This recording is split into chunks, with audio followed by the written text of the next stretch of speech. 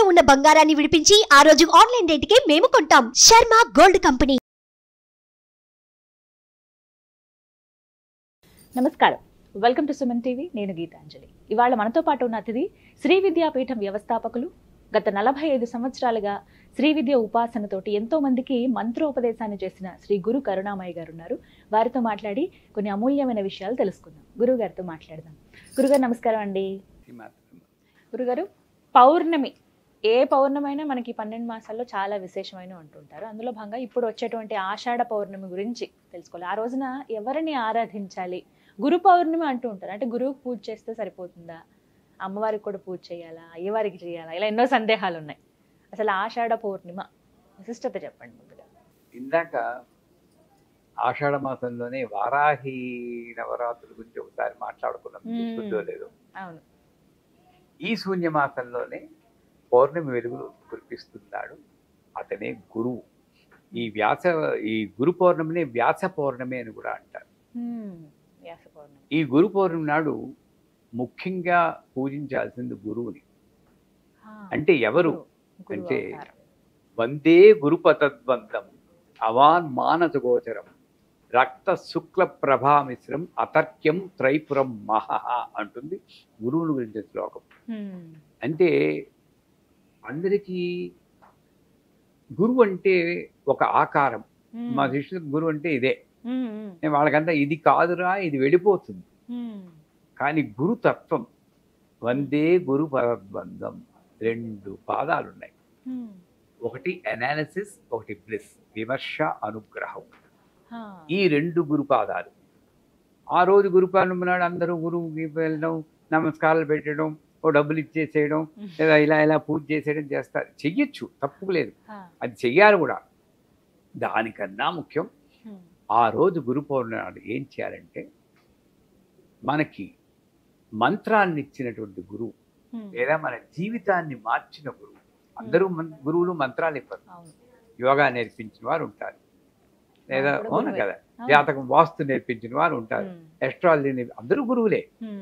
వాళ్ళ దగ్గరికి సంవత్సరానికి ఒకసారైనా సరే క్షేత్ర దర్శనం, గురు దర్శనం మస్ట్ అండ్ షుడ్ అంటారు. ఎందుకంటే మనకి సంసారంలో పడి ఎనర్జీ అంతా డ్రైన్ అవుట్ అవుతుంది. అవునా కదా? కాదని నేను సత్యం. పిల్లలతో వేగలం, భార్య భర్తలతో వీళ్ళతో వేగలం ఉంటుంది, ఈ డ్రైన్ అవుట్ అవుతుంది. ఈ డ్రైన్ అవుట్ అయిన ఎనర్జీని రీజనరేట్ చేయాలంటే ఇద్దరికే సాధ్యం. ఒకటి గురువు, ఒకటి దేవుడు. ఇద్దరికి తేడా లేదు. ఒకడు కనబడ్డు, ఒకడు కనబడతాడు, అంతే తేడా.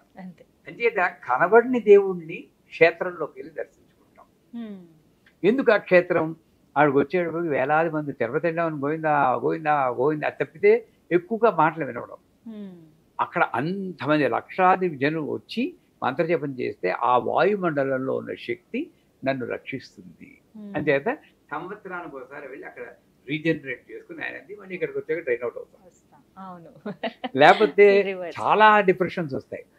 అలాగే సంవత్సరానికి ఒకసారి నాకు మంత్రాన్ని కానీ విద్యని కానీ బోధించిన గురువు, ఆ గురువు ఎక్కడున్నా సరే, నేను ఒకప్పుడు అమెరికాలో ఉంటాను, అక్కడ ఉన్న వాళ్ళందరూ రావాల్సిందే. కొంతమంది ఇప్పుడు గురు పౌర్ణమికి అమెరికా నుండి, బ్రెజిల్ నుండి, రష్యా నుండి వస్తున్నారు.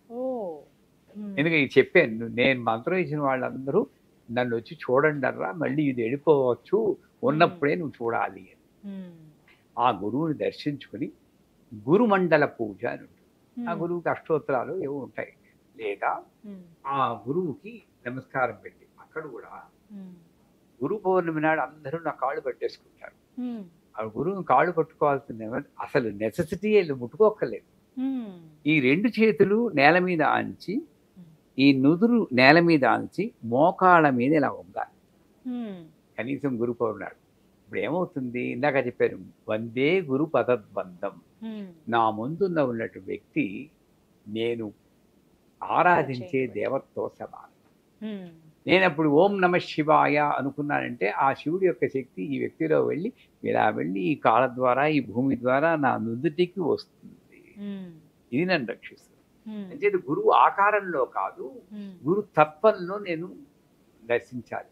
వందే గురు పదద్వంతం అవాన్ మానస గోచరం. వాక్కుతో కానీ ఆలోచన కానీ లొంగని వాడే గురువు.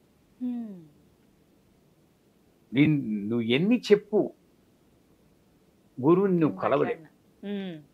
ఎన్ని మంత్రం ఎన్ని వేల సార్లు చెప్పినా అది కొలమానం కాదు. అవానుమానుల గోత్రం రక్త శుక్ల ప్రభా మిశ్రం. ఆ గురువు ఏం నేర్పిస్తాడంటే నీకు త్యాగం నేర్పిస్తాడు. రెనౌన్సియేషన్ అంటే వదిలేయడం కాదు, నాకున్నది 10 మందితో పంచుకుని గుణం నేర్పిస్తాడు. రక్తం చైతన్యం ఇస్తాడు. శుక్ల అంటే జ్ఞానం. ఈ రెండు కలిసిందే గురువు. మూడో ఆఖరి వాక్యం చాలా ముఖ్యం. అతర్క్యం త్రైపురం మహః.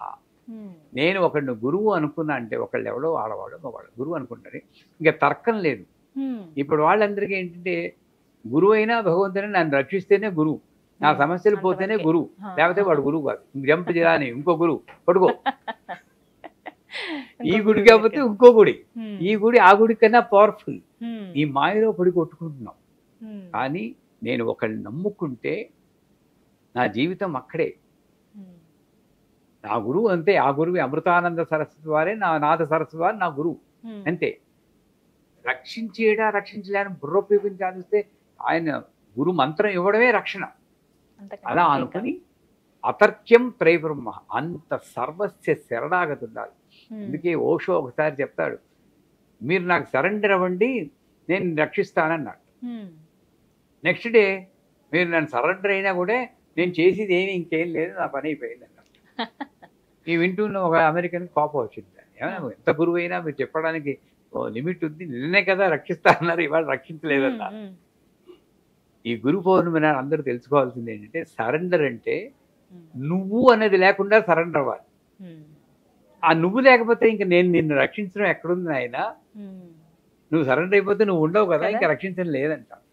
అంతలాగా సరెండర్ అయ్యి ఆ గురువుని పూజించి 2 రకాలుగా గురువుని పూజించాలి. ఒకటి మంత్రం ద్వారా చేస్తారు ఆ రోజు, కానీ బయటకు వచ్చాక గురువు ఏం నేర్పించాడో. ఇప్పుడు నేను ఈ స్టూడియోకి వచ్చి ఇవన్నీ ఎందుకు నేర్పిస్తున్నాను, గురువు నాకు చెప్పాడు ప్రపంచమంతా చుట్టి ఈ విద్యని అందరికీ చెప్పును ఆయన. అలా గురువు బతుకుతాడు. ఆయన వెళ్ళిపోయినా ఈ విద్య ద్వారా బతుకుతూ ఉంటాడు. అలా గురువుని నిలపగలిగి అందరికీ ఆ విద్యను బోధిస్తూ ఆ తత్వాన్ని అందరికీ పంచుతూ ఉంటే అది నిజమైనటువంటి గురుసేవ.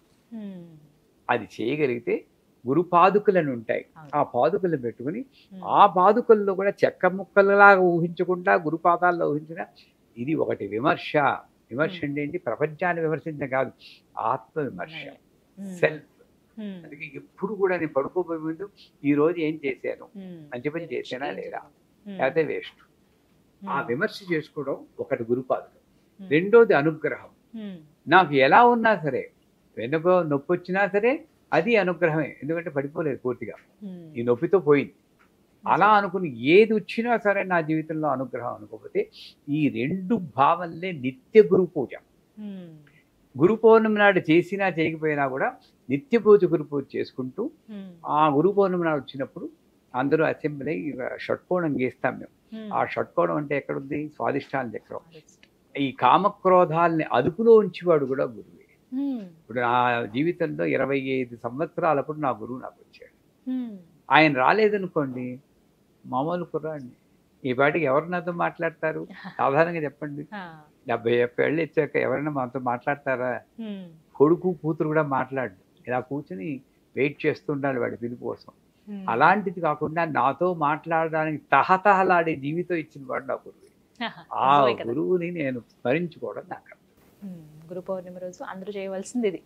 అయితే క్షేత్ర దర్శనం, లేకుంటే వారి గురువు ఎవరైతే ఉన్నారో వాళ్ళని వెళ్ళి దర్శించుకుని రావటం అనేది చాలా చక్కగా వివరించారు. అంటే సాధారణంగా చెప్పేది ఈ మంత్రం జపించమను ఇవన్నీ ఇలా చెప్తారు, కానీ మీరు అసలైన పరమార్థం ఇలాగే కదా దొరుకుతుంది అనేది చక్కగా వివరించారు గురుగారు. నమస్కారం అండి. సుమన్ టీవీలో మీ పర్సనల్ అండ్ బిజినెస్ ప్రమోషన్స్ కోసం కింది నెంబర్కి కాంటాక్ట్ చేయండి.